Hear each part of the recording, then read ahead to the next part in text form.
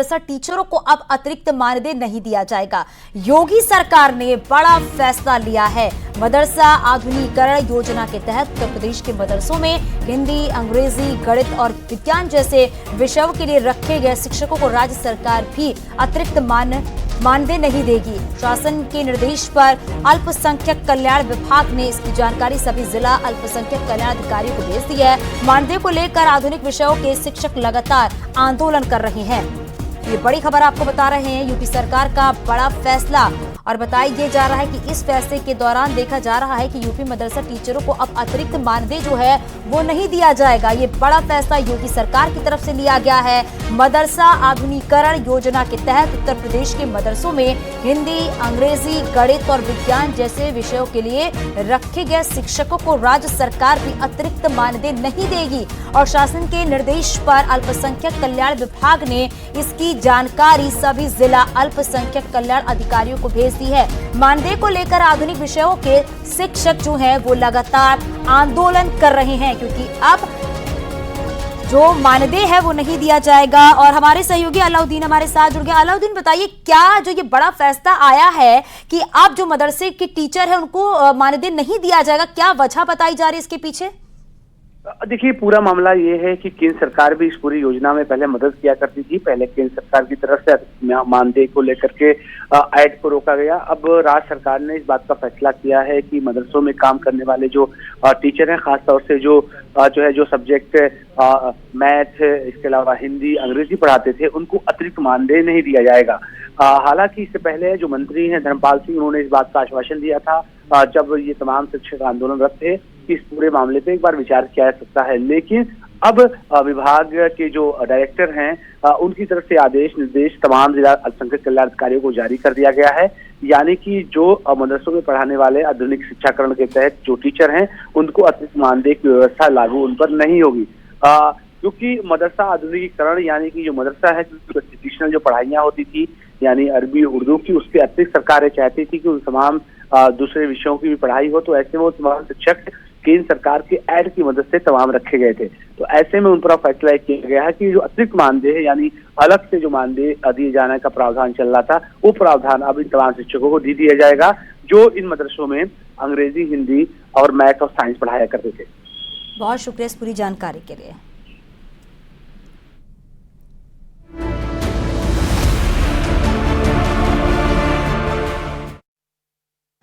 खबर लखनऊ से है। आज लखनऊ में सीएम योगी और बीजेपी के बड़े नेताओं की बैठक होगी और इस बैठक में अयोध्या को लेकर चर्चा हो सकती है। इस मीटिंग में तरुण चुंग मौजूद रहेंगे। सुबह 11 बजे बैठक शुरू होगी और इस बैठक में सीएम योगी आदित्यनाथ, राष्ट्रीय महासचिव विनोद तावड़े और बीजेपी प्रदेश अध्यक्ष भूपेंद्र चौधरी, महामंत्री संगठन धर्मपाल भी इस दौरान मौजूद रहेंगे।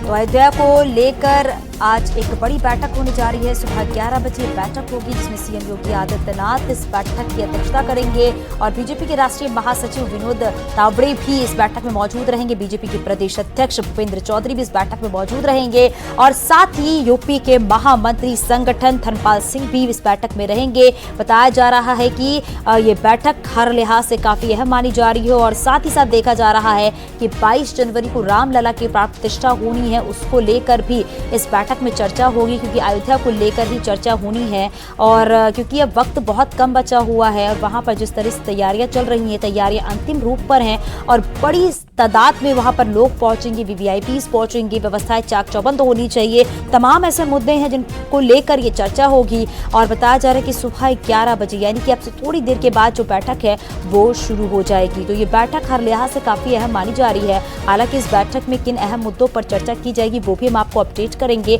और इस बैठक में सीएम योगी आदित्यनाथ, बीजेपी के राष्ट्रीय महासचिव भी मौजूद रहेंगे और बीजेपी प्रदेश अध्यक्ष भूपेंद्र चौधरी भी इस बैठक में मौजूद रहेंगे।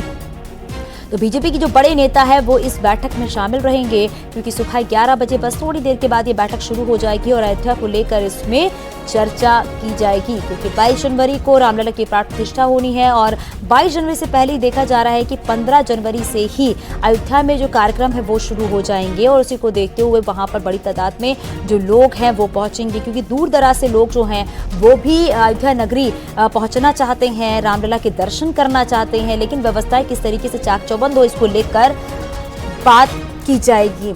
और संकेत हमारे सहयोगी हमारे साथ जुड़ गए। संकेत, जरा बताइएगा, क्योंकि बीजेपी की बड़ी बैठक सुबह 11 बजे होने जा रही है। सबसे अहम बात तो यह है कि अयोध्या को लेकर चर्चा की जाएगी, और इस बैठक को लेकर क्या जानकारी, क्या एजेंडा? बिल्कुल, भारतीय जनता पार्टी लगातार रामलला की जो प्राण प्रतिष्ठा समारोह है उसकी तैयारियों में जुटी हुई है। कल अयोध्या में 3 बड़ी बैठकें हुई। इसमें भारतीय जनता पार्टी के राष्ट्रीय महासचिव 3 राष्ट्रीय महासचिव शामिल हुए। उसमें सुनील बंसल, तरुण चुग, विनोद तावड़े, इसके अलावा बीएल संतोष जो कि राष्ट्रीय महामंत्री संगठन है वो भी मौजूद रहे। भारतीय जनता पार्टी के प्रदेश के अध्यक्ष मौजूद रहे, यानी कि बड़े नेता कल अयोध्या में मौजूद रहे। और वहीं रामलला की नगरी अयोध्या में उन्होंने 3 बैठकें की। आज इसी क्रम में लखनऊ में चांसलर क्रम में बैठक है और इसमें मुख्यमंत्री योगी आदित्यनाथ भी मौजूद रहेंगे। मुख्यमंत्री योगी आदित्यनाथ के साथ में विनोद तावड़े मौजूद रहेंगे। यही इस बैठक में रामलला की प्राण प्रतिष्ठा समारोह पर चर्चा होगी। इसके अलावा लोकसभा संचालन समितियों को के जो संयोजक हैं उनको भी बुलाया गया है, यानी कि बूथ स्तर पर भारतीय जनता पार्टी लोकसभा चुनाव में किस तरीके से तैयारी करे, इस पर भी मंथन किया जाएगा। यानी कि लोकसभा चुनाव की तैयारियों के लिहाज से भी आज की ये बैठक काफी अहम मानी जा रही है। ये बैठक 11 बजे से शुरू हो जाएगी। मुख्यमंत्री योगी आदित्यनाथ इस बैठक में मौजूद रहेंगे। इसके अलावा राष्ट्रीय महासचिव विनोद तावड़े भी मौजूद रहेंगे। बिल्कुल, और इसीलिए कहा जा रहा है कि ये बैठक हर लिहाज से बहुत ही अहम मानी जा रही है। बैठक पे नजर बनाए रखिएगा। संकेत, बहुत शुक्रिया इस पूरी जानकारी के लिए। बीजेपी ने रामलला दर्शन प्लान बनाया है। प्लान के मुताबिक बीजेपी ने राम दर्शन यात्रा अभियान कमेटी का गठन किया है। बीजेपी हर दिन 1 से 1.5 लाख श्रद्धालुओं को रामलला के दर्शन कराएगी। श्रद्धालुओं को अयोध्या दर्शन कराने के लिए 40 आस्था स्पेशल ट्रेन चलाने का प्लान भी बनाया गया है। परिवहन निगम की 250 और 300 अयोध्या विशेष बसें भी चलेंगी। श्रद्धालुओं के लिए अलग अलग भाषाओं में सांस्कृतिक आयोजन चलाने का भी प्लान है। और इतना ही नहीं, अयोध्या दर्शन कमेटी श्रद्धालुओं के आवास, भोजन, दर्शन और वापसी का भी इंतजाम करेगी। लिहाजा कमेटी के अलग अलग सदस्यों को खान पान, सुरक्षा, पार्किंग, परिवहन, भजन, संस्कृति, आवास, खोया पाया और मंदिर दर्शन, साथ ही चिकित्सा व्यवस्था की जिम्मेदारी सौंपी गई है। राष्ट्रीय महामंत्री संगठन बीएल संतोष, बीजेपी प्रदेश अध्यक्ष भूपेंद्र चौधरी, राष्ट्रीय महासचिव सुनील बंसल, महामंत्री संगठन धर्मपाल, तरुण चुग और मंत्री दयाशंकर सिंह और आरपी सिंह को राम दर्शन अभियान कमेटी में शामिल किया गया है। कमेटी में संगठन के 17 विभागों के प्रभारी जो है वो भी बनाए गए हैं।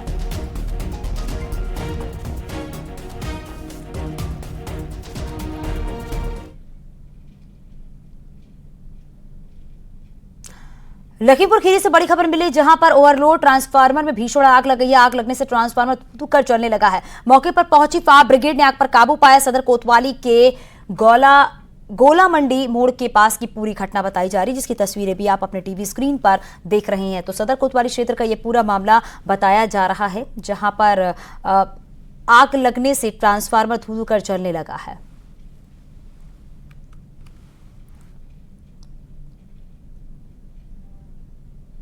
तो ये ट्रांसफार्मर देख रहे हैं आप किस तरीके से धू कर जल रहा है। सदर कोतवाली का ये पूरा मामला बताया जा रहा है। लखीमपुर खीरी से ये तस्वीरें सामने आई हैं, जहां पर आप देख सकते हैं किस तरीके से ट्रांसफार्मर जल रहा है। आग की लपटें लगातार उठ रही हैं, हालांकि उसके बाद आग पर काबू पाया गया।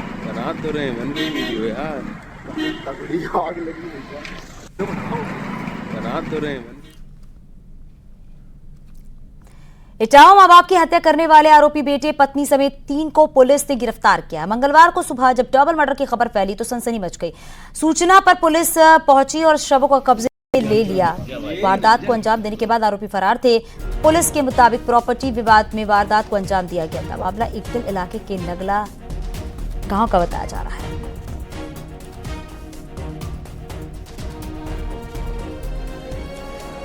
बेटे और बहू तथा उनकी खुद की पत्नी मिल करके जो इस घटना को अंजाम दिया है, उस घटना के पीछे जो राज था ये कि 14 बीघा खेत था उनका, 14 से 15 बीघा खेत था।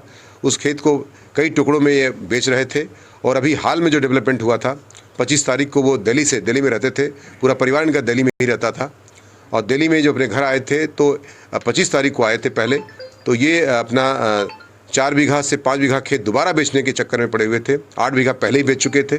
तो इस प्रकार से ये बच्चों को नागवार गुजर रहा था। जैसे कि राहुल से पूछताछ भी की गई है, उसने अपना जुर्म कबूल भी कर लिया है। उसने बताया है कि माँ को जो है हमारी भाभी ने और मेरी माँ ने मिलकर मारा है ईंटों से, तथा हमने जो और फावड़े से और ईंट से अपने पिता की कूच कूच कर हत्या की है और मार के हत्या की है। खबर औरैया से है, जहां पर 4 दिन से लापता स्कूल छात्र का शव पेड़ से लटका मिला है, जिससे कि हड़कंप मच गया। सूचना पर पहुंचे पुलिस ने शव को कब्जे में ले लिया। मृतक का नाम आर्यन है, जो मां की डांट के बाद घर से लापता हो गया था। फिलहाल पुलिस मामले की जांच पड़ताल में लगी हुई है। मामला पपुंद थाना क्षेत्र के जोगियनपुरवा गांव का बताया जा रहा है।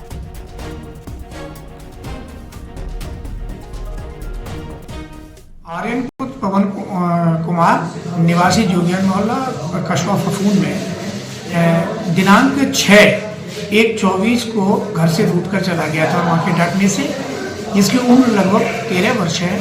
हमने 2 टीमें गठित की। निरंतर उनके घर वालों के साथ हम लोग तलाश करते रहे। पक्के तालाब के पास जंगल में शीशम के पेड़ पर साड़ी की किनारी से बनी रस्सी से लटका उसका शव मिला है।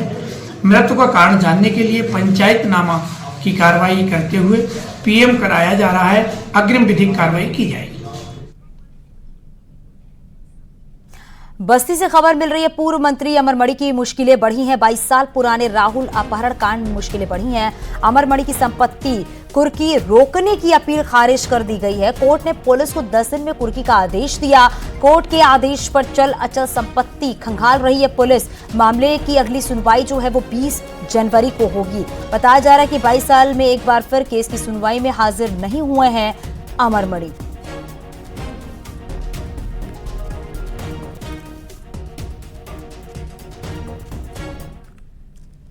आज कोर्ट में 3 अहम मामलों में सुनवाई है। मथुरा की श्री कृष्ण जन्मभूमि और शाही ईदगाह विवाद पर हाईकोर्ट में सुनवाई होगी। लखनऊ में टीले वाली मस्जिद प्रकरण में हिंदू पक्ष की ओर से सर्वे की मांग पर सुनवाई होगी और आगरा में जामा मस्जिद विवाद में आज सुनवाई होगी। हम आपको 3 तस्वीरें दिखा रहे हैं जो कि सुनवाई से जुड़ी हुई हैं।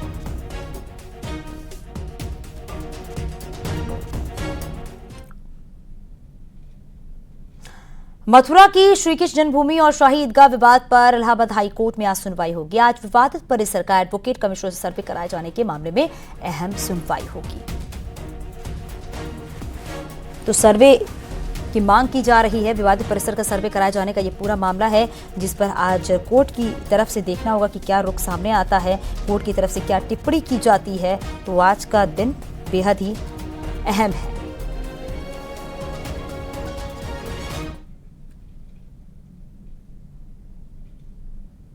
लखनऊ में टीले वाली मस्जिद मामले में हिंदू पक्ष की ओर से सर्वे की मांग पर आज फैसला आ सकता है।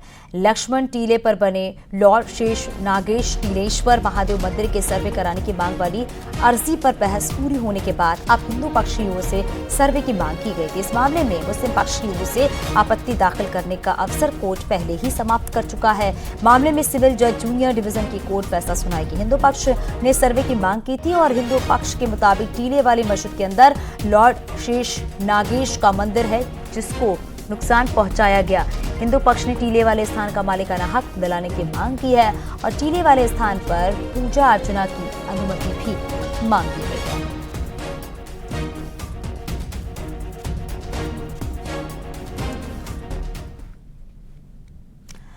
आगरा में जामा मस्जिद विवाद में आज सुनवाई हो सकती है। कथावाचक देवकी नंदन ठाकुर ने जामा मस्जिद की सीढ़ियों में केशव देव की विग्रह होने का दावा किया था। इस पर हाईकोर्ट ने जिला न्यायालय को 6 महीने के अंदर निस्तारण करने का आदेश दिया था।